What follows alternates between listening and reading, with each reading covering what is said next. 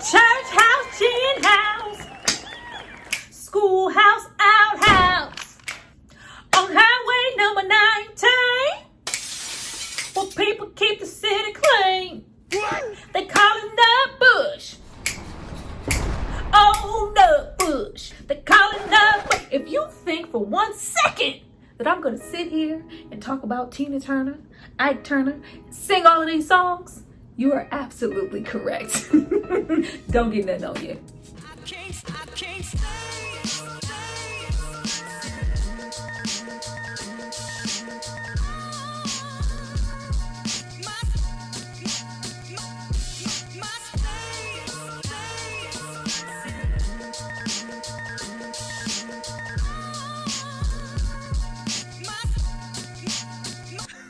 Hi you guys, welcome back to my channel. It's Tyra here with another struggle review, here to discuss what's love got to do with it. Now this movie is from 1993 and it stars Angela Bassett and Laurence Fishburne. Now before we get into all things anime, well look, I need you guys to drop down and subscribe to my channel and like this video. I'm gonna give you guys a moment to do that, then we're gonna come back and discuss. You know what, if there weren't so many songs here and this wasn't low-key part musical, this movie would not be as beloved and digestible as it is. This is harsh. Whew. Go back.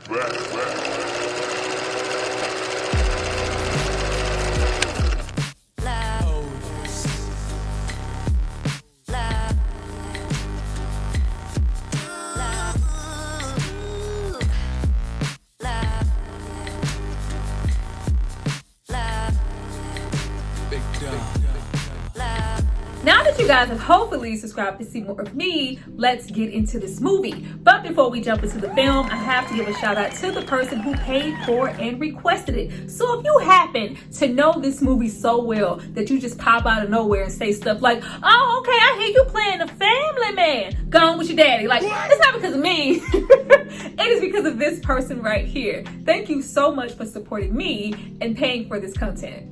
Now, getting into this movie, I felt like it was in really great hands, being directed by Brian Gibson. Though he has done several other films that he also directed, the Josephine Baker story, about a black, female, beloved icon. The story, however, is based on Tina Turner's autobiography, Ike and Tina. R.I.P. to this lovely woman who passed away recently at 83 years old. Clearly, she lived a very full life. And even with her being 83 years old, she is so iconic and timeless. It almost made her feel invincible. I was really shocked to see her pass away. With her being before my time, discovering her solo work much later, her voice is so unique. Literally nobody else sounds like her. She is one of the most electric performers to me, period. Which is what I think keeps us tied to this movie so much. The subject matter in this movie is terrible, but the songs are so great. Her voice is so great, and you want to know more about her. You want to see her win. This genre bending, soul, rhythm and blues to pop to rock, just powerful. Beautiful legs, smile, honey, that humongous wig, the body, grace, so dignified. And then we get all of this high octane energy on stage with her performance routines in these acrobatics that is only matched standing next to somebody like James Brown. She is just phenomenal, and so is her stage presence. And then we have the nerve to be a black female 40+ rock star in the 80s. Like, her legacy will ultimately live on. She will be missed and she will never be forgotten. And of course, I have to get into Angela Bassett and Laurence Fishburne here in these roles. These were the roles that I felt like really established the two of them, not even aside to the fact that they have really great chemistry working already on movies like Boys in the Hood, this movie, and later on, Akeelah and the Bee. So much so that Angela Bassett ended up being the ultimate reason that Laurence took on this role anyway, after he had turned it down repeatedly because he did not like the villain that Ike was and how he was being portrayed and what he would have to do within this role. Leaving Laurence to feel like, well, damn, why would she ever be with this individual in the first place? What was the draw? What was the pull? I cannot play this role unless you guys make some changes to the script and give Ike some type of backstory outside of him just pretty much being here whooping ass. Anytime in this movie that Ike Turner is given an ounce of depth is because it was put there at the request of Laurence Fishburne. Believe it or not, it was going to be worse than what it was. With Laurence barely having anything to go off of, Ike Turner, of course, not being allowed towards the set, for him to be so unlikable, just so downright evil in this movie, it shows how great of an actor that he is. Every time you look at Laurence Fishburne, you just don't solely see Ike Turner. You see that as well as all of the other characters that he has played throughout his career. Getting into Angela Bassett, everybody in their mother wanted this role, including Jennifer Lewis, who portrayed her mother in the film. Like, her and Jennifer are a year apart. Y'all tried it, making Jennifer Lewis Annabelle Bullock's mother, even though she rocked it, because you know Jennifer is designed to be somebody's mother. But initially, this role directly went to Whitney Houston. I just can't. I could never actually see that the right person got the role. With the subject matter here, that just wouldn't have went, and I ultimately can't see anybody else portraying Tina like Angela. She did everything she possibly could to channel her inner Tina Turner. Even though she does not look like Tina Turner, she felt like, child, I cannot sing, I really low-key can't dance, but I'm still gonna put my all into this work. Angela takes on every single role and is so devoted as if it's gonna be her last one. The walk, the talk, the rigorous practice, training, dancing routines, the lip singing. I literally thought Tina Turner was there to kind of help her along every step of the way, and she spent a lot of time with her to prep for this role. She barely spent any time with this woman.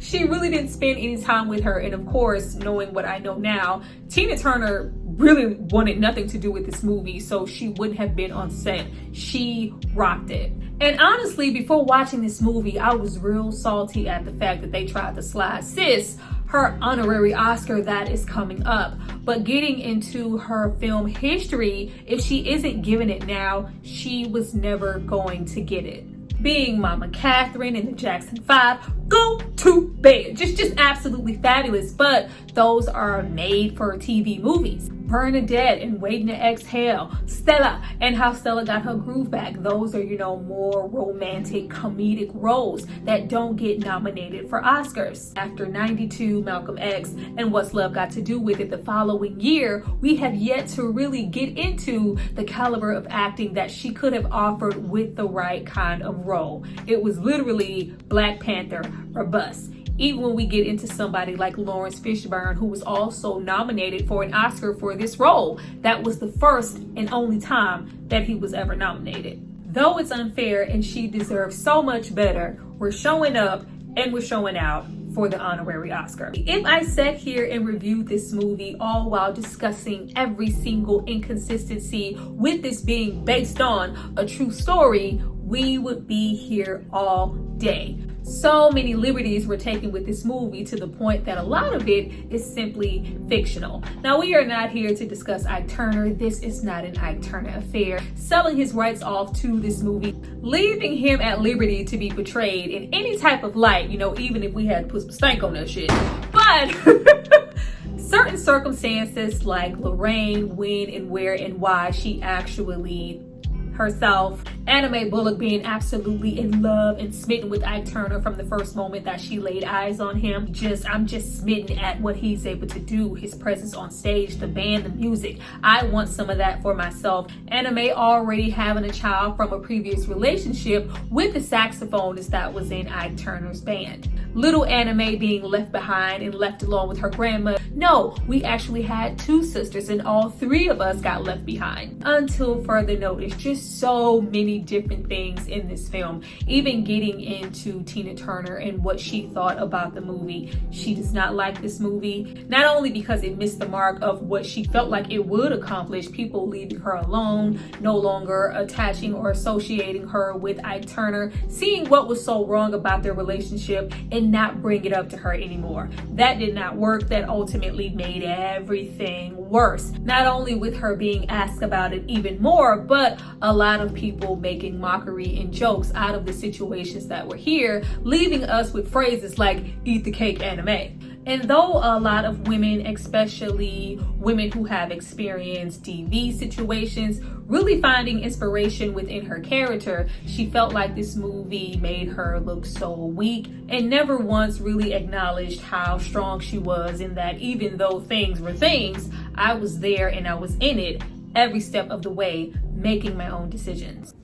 Bright light, mighty light, I'm gonna let it shine. Oh, bright light, mighty light, I'm gonna let it shine. Oh, little Raven Kelly in the front with them shoulders.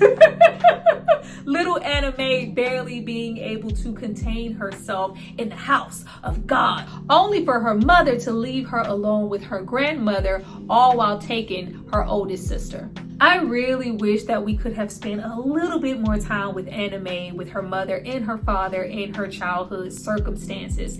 There, in that brief moment, we see the two most consistent things that would shape and follow Anna Mae for the rest of her life: abuse and abandonment.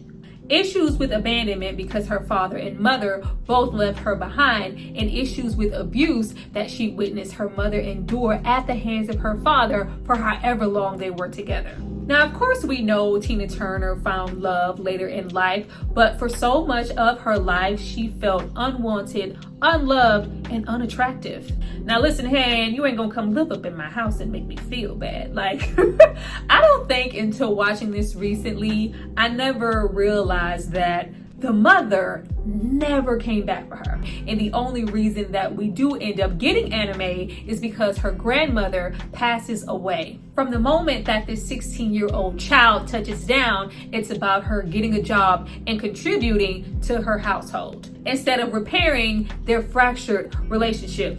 Now, Anna Mae, don't you get any ideas? I'm the only sinner in this house. Down home, young country Anna Mae is amazed at every single thing she gets to see, especially Ike Turner. I live across the street from the jukebox, baby, all night long. I love you, Ike! Everybody wants to take a ride on Ike's Rocket 88. Let me introduce my Rocket 88. How can I get noticed by Ike Turner and get my hands on that microphone? Anna Mae, I told you not to borrow the white dress. Spider wanted to take you out for breakfast in the morning. We just sliding by the fact that little Ann is 16 years old at this point of the movie. And all of these men are clearly grown as hell, but you know, back then it was a Tuesday. Well, I hope you know what comes along with that territory. Coca-Cola, please. Go get my Coke. I wish Phyllis Sticknicki was in this movie a little bit more. Of course, she is here as that older sister, but she just has so much charisma and presence when she's on screen, and they just kind of gradually just erase her as the movie goes along and we don't see her anymore. They should have gave my chocolate sis a little bit more shine. I know you love me, baby, but you never tell me so. When I tell you them damn shoulders was working overtime the entirety of this movie, and every time they play it, baby, I start right in the cry. Them damn shoulders was working so goddamn hard. Ike Turner feels like he has found his feature vocalist. I even love the moment where we have Ike Turner go to Anna Mae Bullock's house and size up her mother and knows exactly who she is and what she wants. It reminds me so much of all the mothers that have came after and before, so eager to relinquish every ounce of power to somebody who's a so-called musician, celebrity, in a band who can afford your daughter an opportunity. As long as my palms and pockets are greased, you can do whatever you want to. From the moment that her mother stuck that $100 bill in her bra, it was a proposition, a business, and what this opportunity could maybe afford her in the future. Nobody ever cared about Anna Mae. I need to understand what you mean by rougher. What you mean rougher? You got her screaming like a man and you ain't never do nothing about it. You want to drink? Yeah, I want to drink. Like, you never did anything about it. Make me over. Make me nice. Come on, I guess. And when I'm done, oh, I want to be right. Hey, Lord, make me over. I want to be made over. I want to do some things. What do you want to do? I really wanted to know what she wanted to do. This is exactly what I've been waiting for. Let the tour begin. In the same vein of a James Brown or a Joe Jackson, Ike Turner wants to be in full control of the shit, no matter the cost. Especially when it comes to young anime. I need to ensure that her talent is always and forever by my side and that she's not afforded to leave me like all the motherfuckers that are made famous. Now, everyone in the band is happy at the thought of them finally being successful, all but one person, Lorraine, Ike's current girlfriend and mother to his children. Why she here, Ike? Why she here? You ain't even worth the bullet. Like, oh, girl, Anna, you should have ran right there. Clearly, Lorraine had already been through the ringer by Ike and was feeling like she was being replaced. If I happen to see a bigger spark within somebody else who could take my career, my band, my dreams and ambitions further, I am going to push you to the side. Commence the sexual and trauma bond between Ike and anime. Ike having abandonment issues of his own, never receiving credit for his music and the artists that he helped along the way, and also being abused as a child by older women. And then we have anime who has abandonment issues of her own, wanting to be one less person who leaves Ike the same way her mother and father left her. And as the movie goes on, we repeatedly have Ike trap her with that same line and that same threat over and over again. Oh, you just gonna leave me like all them other niggas that are made famous. Like, no, I would never leave you. I don't want to do to you what hurt me so badly. Also, when we get the first scene of them having sex, she feels very vulnerable beforehand, and you see her trying to leave, and he's just, you the onlyest one. I'm the onlyest one. I can't talk to her the way I can talk to her. Predatory behavior aside, I just always saw it as Ike dropping dick off. Yeah, I'm dropping dick off. I thought he was, trying to drop it off just to control her in that manner. I never paid attention enough to the scene to realize that he was trying to trap her with a baby. It was a whole lot more than just rock me, baby, rock me all night long. Rock me, baby. I need you, Ike S, to be on point. We weren't just trying to rock me, baby. We forcefully hold her hands down and we are sure to, shoot up her club with our confetti. Nothing would tie her down to me more than a baby and a marriage. I always felt like this was, of course, a domestic type of situation, but this was an ill-fated love relationship that eventually went wrong because he started to lose his mind, do drugs, and abuse her. No! Ike Turner was very, very calculated from the very beginning. I don't think he ever loved her, and it was always a business proposition. Being attracted to her, I always looked at her in a brother-sister sense. But upon her first initial pregnancy by the saxophonist in the band, the real father to Craig, I'm like, y'all just gonna make Ike Craig's daddy in this movie and not say nothing about it, okay? Upon him leaving her, him finding more success with her than he ever had on his own or with anybody else that he ever worked with, only then is when we wanted to attach ourselves with her in a romantic way. But it was always calculated. Now would be the perfect time to marry anime. Marrying somebody and having kids with them was a pattern for Ike Turner. Ike Turner, before anime, was married like 5 times. And I'm sure that they weren't all for love, which is why we could disregard her health immediately after giving birth, talk down to her, force her to perform, all while constantly cheating, gearing her up for future abuse. Now, what I need for you to do is to get your ass out there on the stage. Well, I'm sorry, Ike. Yeah, you sorry, all right. You about the sorriest motherfucker I ever seen. Like, oh, that hurt me right here every single time. That hurts me right here every single time. He did not give a damn about her. You take the good along with the bad. Sometimes you're happy and sometimes you're sad. You know you love him, you can't understand why he treats you like he do when he's such a good man. Was never a good man. Was never, ever, ever a good man. Oh, this is emotional. Something on my mind. Won't somebody please tell me what's wrong? She she should have gotten a whole Oscar just for the lip singing in this damn movie. And even though it's not displayed a whole lot in this movie because we are skipping ahead, it took a really long time for them to get a hit song. And they only got there because of the help from each other. Ike didn't really have what it took to be a frontman. Though he was talented, he was more of the creative behind the scenes type of guy. Though he could produce, write, and control a whole band, we didn't possess the charisma that somebody like Tina Turner had. That's why in most of their interviews, she is the one doing the talking majority of the time. There is just such a pull and a draw to her. But Ike Turner was sure to give her his last name and place his name in front of hers. It's the Ike and Tina Turner Review. He constantly refers to everything as his success, his time, his moment that he's been waiting for all of his life. We are trained to begin every single sentence with, well, Ike says, and Ike did, and Ike can. Scared, complacent, conditioned, and now abused. Now, abuse aside, I would never try to take away from the talent that is Ike Turner and what he contributed to rock and roll. But when are we going to push that to the side and maybe admit that he was a one-trick pony? Now, I'm not doubting that he was a great musician, but we probably weren't the best songwriter. How old were you when you realized that majority of the songs that you love from them so much are covers? I Come Together, Proud Mary, Shake a Tail Feather, I Want to Take You Higher, songs that are all covers from other bands. With Anna Mae's Head in the Clouds, just happy to be Tina Turner, happy to be a performer, and happy to be a wife to Ike, and a mother who says stuff like, you got a good man, just keep him happy. Like, girl, Now, Luann, don't you forget the ones who helped you along the way. Yes, mama, never forget my blood. Like, girl, where you helped me to? The church and then back to my grandmother's house where you left me? Get out of my face.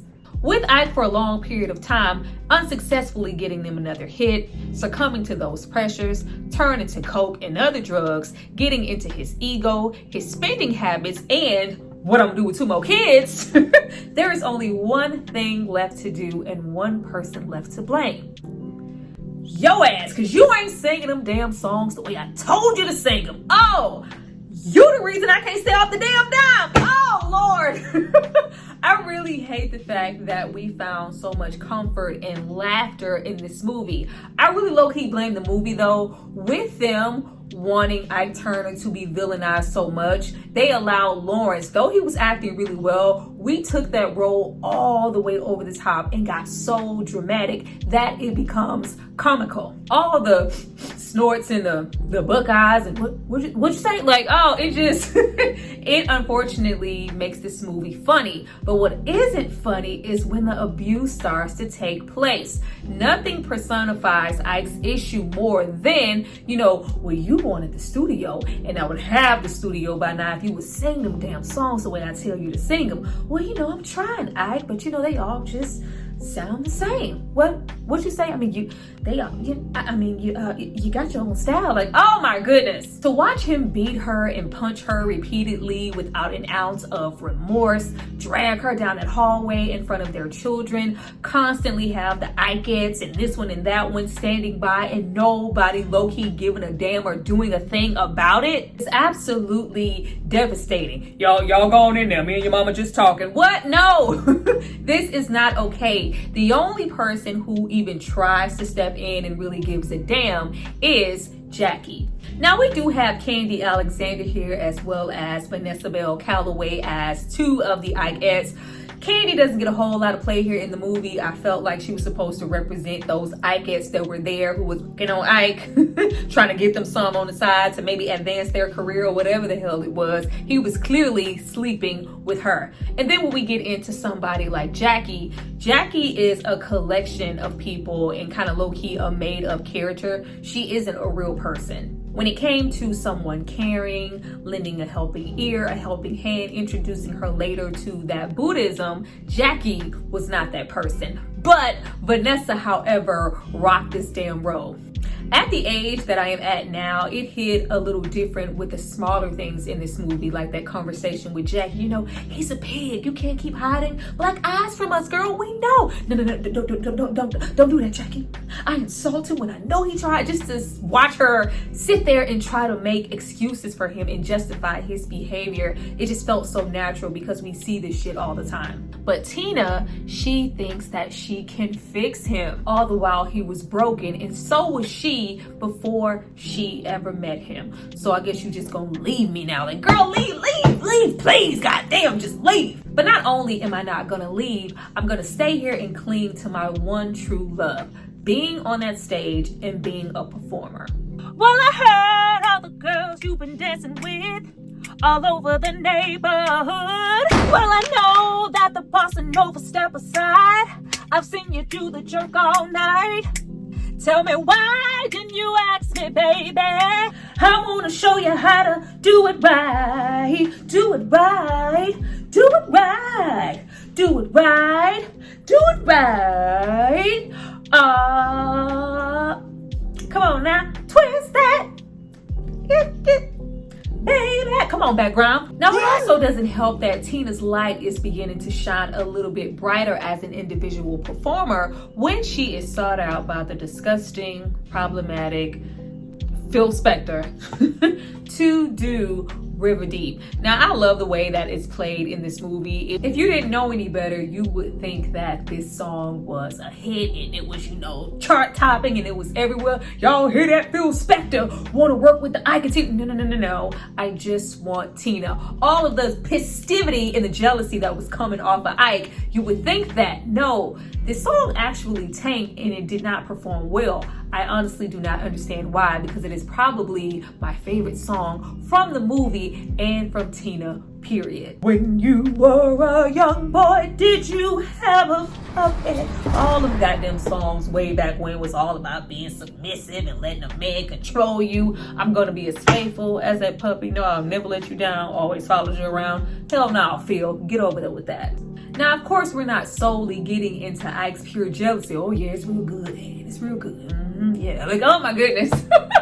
Laurence Fishburne stroking the hairs on his chest. Yeah, it's out of sight. So, get over there, perm. Get over there, bye wig. It's not just about the jealousy. It's the whole thing of her doing anything without him.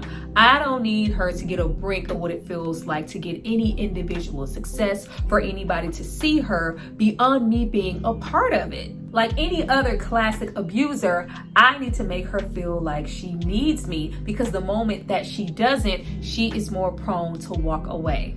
In walks the coke antics and eat the cake anime. Getting into that scene didn't actually happen in that way. I believe it was just, of course, once again, that jealousy of somebody in this diner giving her a cake, like, oh my God, I just love you as an artist. Here's a cake from me to you. You know what? Oh, I want you to sit here and eat this entire cake. But of course, in the movie, he proceeds to shove it into her face. Like, oh, all the bitches coming up off of Ike was just absolutely ridiculous. Oh, you done lost your mother. Like, he was just so on edge and waiting for a moment to attack her. It's all right. It's all right, Jackie. No, it's not all right to let some motherfucker pound on you. You ain't gotta hit me but once. Like, I'm getting the out of here. Kiss my ass. You a dead woman if you stay here. Absolutely. Now, I'm not going to even linger on the scene because I'm sure that it always pissed you off just as much as it did myself. The fact that we tried to run away from Ike and our own mother decides to sell us out. With Jackie blowing in the wind, there is nobody. She feels absolutely alone. No! Ike Jr., don't get in the car! I don't know why every single time Ike's ass rolls up and goes, you know, they lock people up for kidnapping their kids. That cracks me the hell. Jackie, your mama don't know who you at. Get your ass in the car. The only thing left to cling to at this moment is my performing this stage and us finally having our biggest hit single ever. Left a good job down in the city, working for the man every night and day. And I never lost 1 minute of sleep. And I was worried about the way that things might have been. Big wheels keep on turning. Proud Mary keep on burning. And we're rolling. Rolling, yeah, rolling on the river, rolling on the, said we're rolling, yeah, rolling on the river, rolling on the river.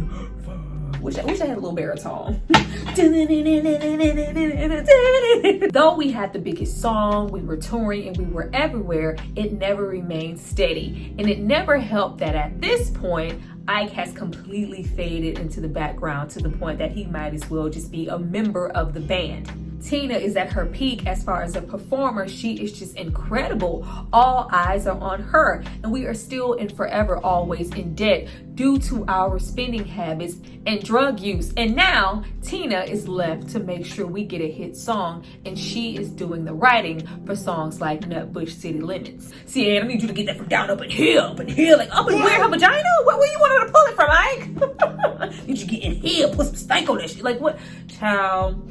It's a sad day when you can just put stank on just any random thing. Like, yeah, go in the kitchen and make me a sandwich. Yeah, put some stank on that shit. Everybody and their mama know what it means when you tell them to put some stank on that shit. Like, just an iconic scene. Of course, I can remember the words to the song. Ike, I wrote it. Yeah, you wrote it. Now you can't even remember the goddamn words. Like, oh, just absolutely a disgusting individual. Not you trying to help Ike. You trying to help Ike. I don't need any help. I don't need anybody. Matter of fact, since you are talking it, let me show you who really has the power in this relationship.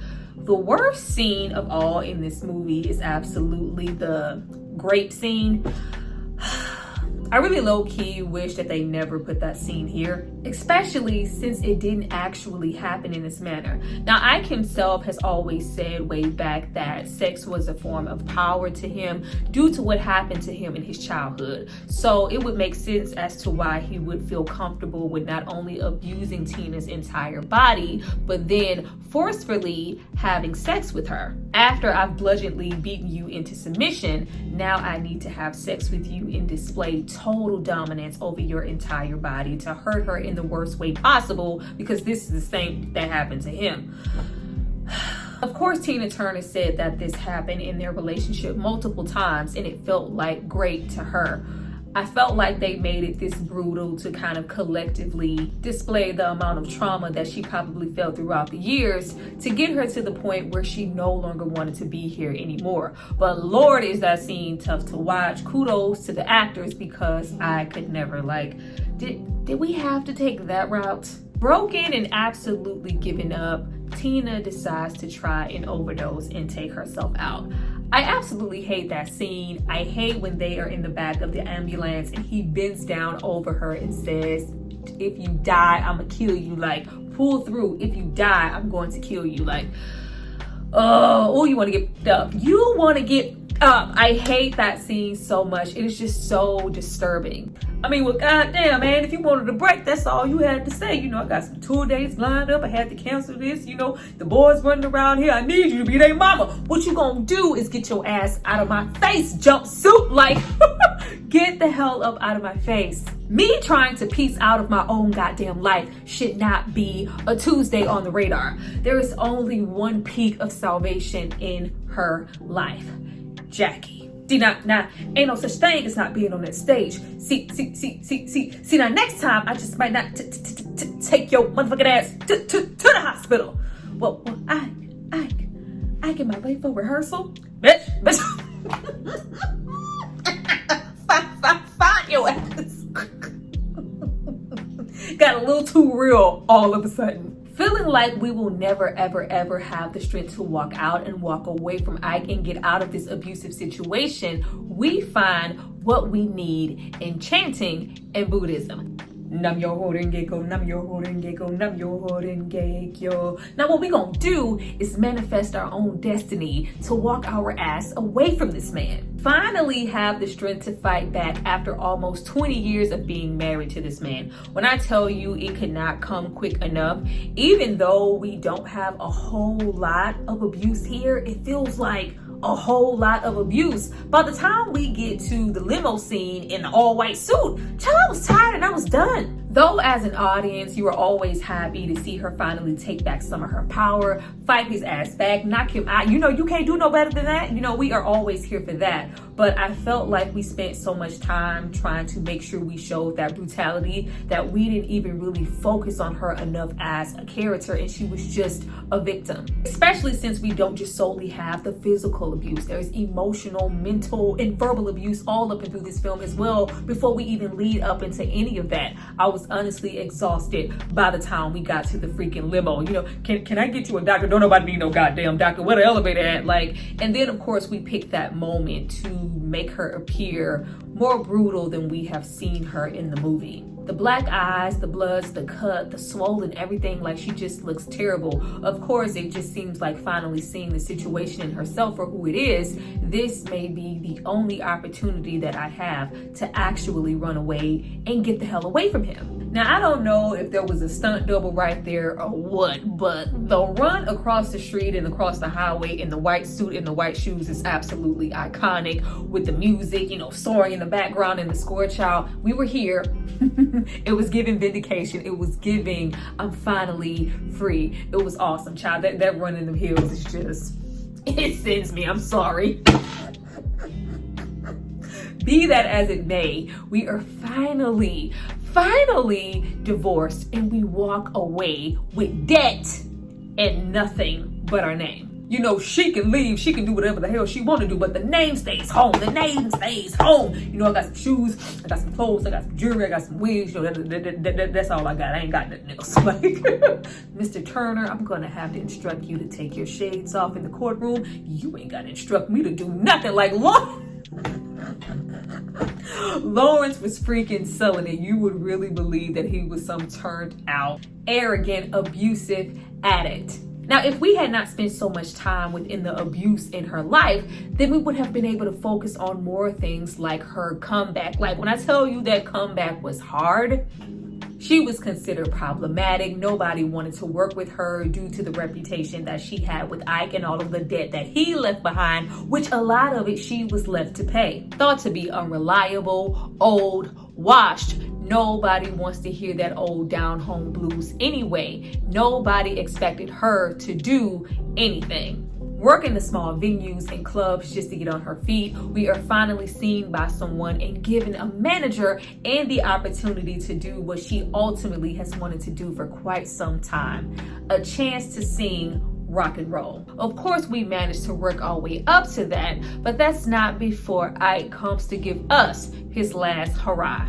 Now, I can't say for sure whether this scene or not. I'm gonna assume that it didn't, because, child, after all of that, Ike Turner couldn't stand in the same room with me, let alone show up in a dark lit parking lot with flowers and have me sit in his car talking about 2 minutes. Girl, why you in the car? Look at here now, and I need somebody to talk to. Now, I ain't gonna make it, girl, please. Now, look at here, I done gave up all that narcotic. Now, and I need you to come home. You know, it pisses me off so much every time he goes, you know, our stuff was like here. Like, what, boy, like, that absolutely could have been real, but, you know, it was to drive the point home of the way that he was thinking at the time. You wasn't nothing without me, and you ain't gonna be nothing without me. You know, I was always wondering when the old Ike Turner was gonna show up. Like, you know, I made you. Don't nobody want to hear that little la-da-da stuff. Who you think you is? You ain't Donna Summers. Like, of course, us being us, we are going to make a joke out of everything and find laughter within it. You know, oh, you done broke my window. You done messed up a good automobile. Not you rolling up talking about you wrote a single because you need my help to pay off your debt. The audacity. Of course, that wasn't enough. He finds a way into her show at the Ritz and tries to threaten her life with a pistol. But, you know, yeah, and I'm here, you know, big old bowl of shit. Like, you can't escape me, and I'm in here. Like, still expecting her to be that same scared shook anime, be mentally and physically stunted in growth, all because of her fear for him. Like, what that's supposed to do? Scare me? Let me tell you what I'm gonna do. I got a room full of people come here to see me. You hear me, Ike? Come to see me. You better tell him that, Angela Bassett. They came to see me. Like, she was acting her ass off here in this movie. Thought a nigga like me was gonna let you get away.